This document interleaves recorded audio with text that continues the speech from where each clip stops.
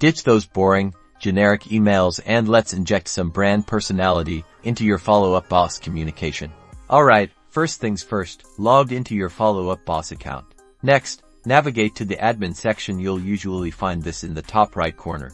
Now, look for and click on Email Template. Within the admin menu, this is where the magic happens. Click the Add Template button, and then choose the Import HTML option from the drop-down menu. This allows us to bring in your Mailchimp design.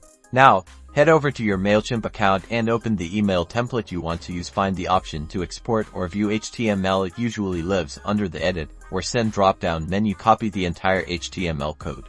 Back in Follow-up Boss, paste the HTML code you copied directly into the HTML editor.